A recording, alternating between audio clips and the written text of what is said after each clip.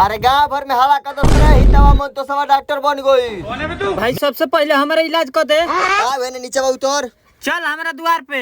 भाई यहाँ पे क्या हो रहा भाई? ते भाई बस बीमारी के नाम बता दे, हम टोरक से दवाई कर देते हैं। कथी समझ रहे हो? बस तो बीमारी बता दे, हम टोरक से दवाई कर देते नहीं। हमारा खइला के बाद भूखे नहीं तो रुको, सबर करो, क्लाइमैक्स अभी बाकी। रुको जरा। मुखर मुखर मुखर। चलिए शुरू करते हैं। का पियले है रे? अरे ब्लॉक से एक झोरा अठाई मुसमुआनी के दवाई लिए रही, का भई रे झोरा बा? हमका जानता नहीं का भई। ए रुको रुको रुको, झोरा में का के दवाई बा? अठाई के दवाई या मुसमुआनी रहला एक झोरा। ओही में से सीसीएल लेके हई हमरा के एगो पिया देले बा। देखी तो रे अरे भाई भाई भाई सारा बात ही नहीं, ये मुसमुआनी होनी चाहिए यार।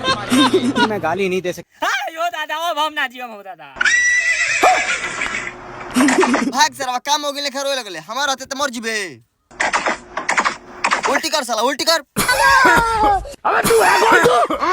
नहीं खे हो। कौन हुआ मैं? भाई यहाँ पे क्या हो रहा भाई? ये कहाँ फंस गया भाई? रुक साला, ऐसे कैसे मर जिबे? अभी पीछे से उठा के ले आवत नहीं। चलिए शुरू करते हैं। भाई भाई भाई भाई क्या हो रहा है? एकरा त कुछ असर नहीं करत रे। हां समझ रहे हो? झोरा केने बा? बैगन है का है देबा? चल चल उठा उठा भाग भाग।